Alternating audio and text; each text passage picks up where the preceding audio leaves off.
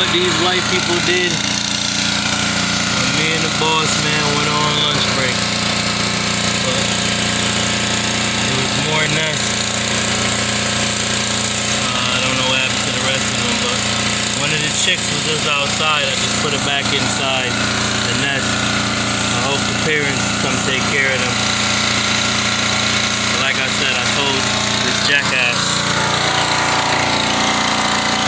I tell the asshole it's a bird's nest. He still knocked it down.